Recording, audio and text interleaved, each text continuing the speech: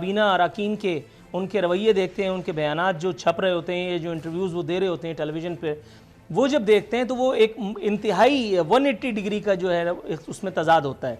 मेरे सामने एक बयान पड़ा, एक वज़ीर का फरमा रहे हैं अनकरीब आवाम को सस्ती चीनी मिलेगी, और आगे लिखा है पाकिस्तान हर फोरम पर भारतीय बर्बरियत सामने लाता रहेगा। सर, भारत को कोसने से पहले अगर हम ये देख लें कि हम खुद अपने अवाम के साथ क्या कर रहे हैं। पेट्रोल बहरान हुआ, चीनी बहरान हुआ, उसकी रिपोर्ट फाइल हुई, उसके बाद जो मरकजी किरदार तो नहीं, बहरहाल एक किरदार थे जहांगीर तरीन साहब, वो बैरून मुल्क जाकर के अपने फार्म हाउस में बैठे हैं। एहतसाब की यहाँ बातें हो रही हैं। सर, किसका एहतसाब होगा, वो तो वहाँ बैठे हैं। यहाँ पेट्रोल शॉर्ट हो जाता है, चीनी वालों को कोई पता नहीं चलता। सुप्रीम कोर्ट कह रही है, चीफ जस्टिस कह रहे हैं, मेरे सामने पड़ा है बयान के अदविया साज इदारों का बहुत बड़ा माफिया, हुकूमत में फैसला करने की हिम्मत नहीं। चीफ जस्टिस, कंपनियां खाम माल की खरीदारी के नाम पर सारा मुनाफा बाहर भेज देती हैं, ड्रग रेगुलेटरी अथॉरिटी क्या कर रही है?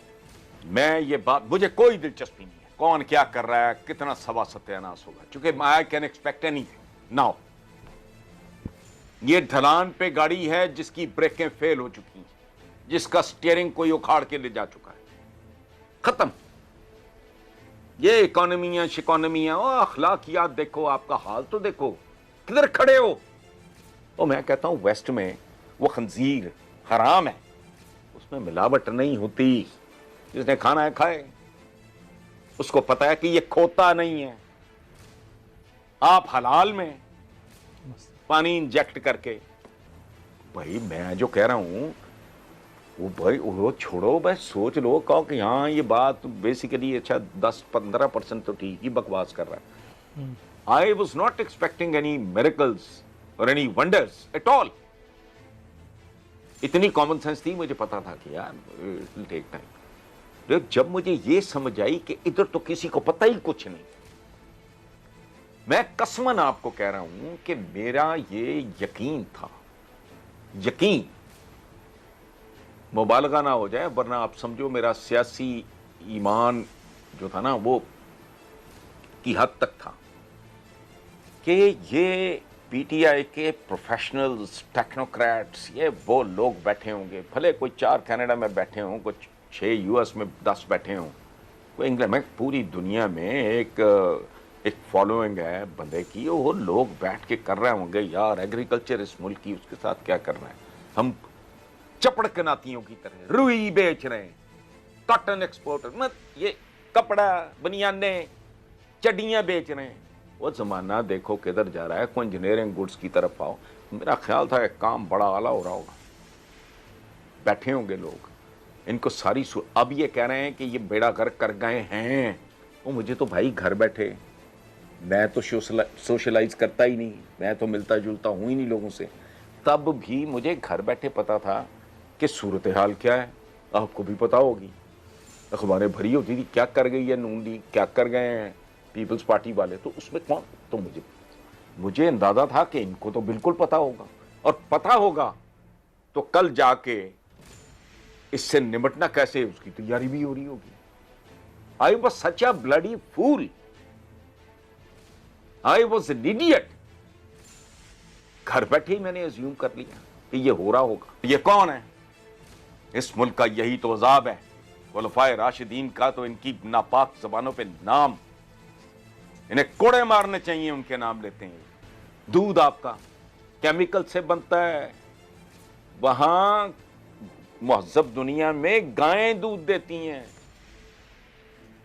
यहां मरे हुए जानवरों की अंतड़ियों से ऑयल बनता है, जिसमें खाने बनते हैं। ये चौकों चौराहों पे ये जो बर्गर मर्गर बन रहे होते हैं, क्या कर रहे हो आप इस एनवायरनमेंट में?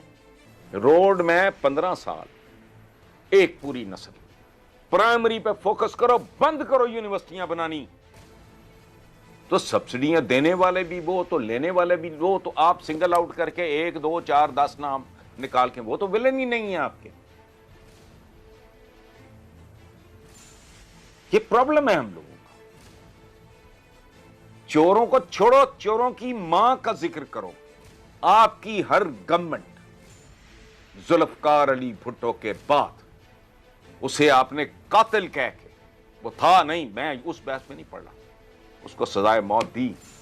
किसी को जरूरत हुई कहे कि इसने बाहर जायदाद बनाई है, बाहर इसने ये किया है, को सरे महल लिया है, ये एमन फील्ड है इसका, या इसके नेकलेस की कोई दास्तान है बेगम नुसरत भुट्टो की, बताएं। उससे पहले मैंने पहले भी मिसाल दिए दें, ये तो कल्चर ही तबाह है। ज़ियाउल हक ने ये कल्चर पैदा किया। भुट्टो की बेटी, मैं कोई एडमायरर नहीं हूं किसी का, याद रखें मेरे हीरो कुछ और हैं, एक ही हीरो है मेरा, वो इसलिए कोई इश्यू नहीं है। बच्चे थे, बेवकूफ थे, जज्बाती थे, नारे सुने, इंप्रेस हुए, भुट्टो के लिए जेल भी काट दिया, ससाद बंद, मैं जेल फलान। अच्छा, वो बाद में समझ आ गई। बेनजीर 86 में बाहर आई है, उसको तो करप्शन की भी सी का नहीं पता होगा, जिस तरह का उसका बैकग्राउंड था। यहां जब लैंड की है, मेरे सामने की बात है। एक मेरा बहुत ही प्यारा यूनिवर्सिटी का मरहूम दोस्त, वो पंजाब का अहम तरीन आदमी, मेरे सामने की बात है। एक शाहिद नवाज था जो बाद में ओवरसीज का वो हेड रहा है, एक दफा एमपी हो, फिर उसने कहा कि यार ये एमपी तो कुछ भी नहीं होता, तो फिर ओवरसीज का उसको पता नहीं एमडी या चेयरमैन लगा दिया गया। मेरे सामने उन्होंने वो पीटे बाकायदा, बीबी if we get an opportunity तो please make sure that we can make some money.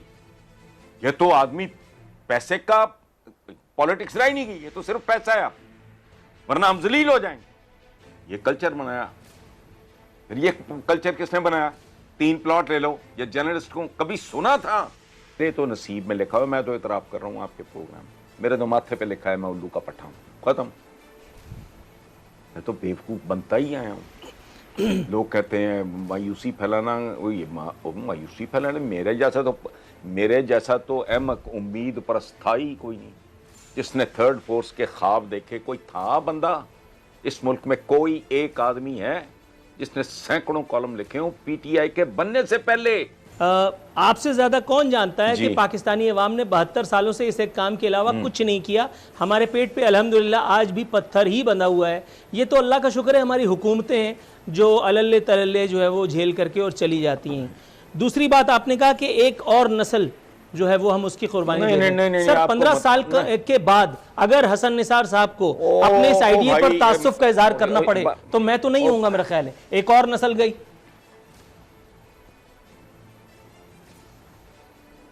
नहीं, आप तो फिर होंगे। मुझे अपना पता है 15 साल बाद कि मैंने डेफिनेटली नहीं होना, और मैंने अपने प्रोग्राम में कहा था कि मेरी कब्र पे जूते मारना। आपने दोनों बातें गलत की हैं। पेट पे पत्थर जैसे हमारे बंदे, ये आवारगी, बदमाशी, गुंडागर्दी, अवाम दुश्मनी का नतीजा है। पेट पे पत्थर बांधना ग़ज़वा खंदक की सुन्नत है। You need to have a cause,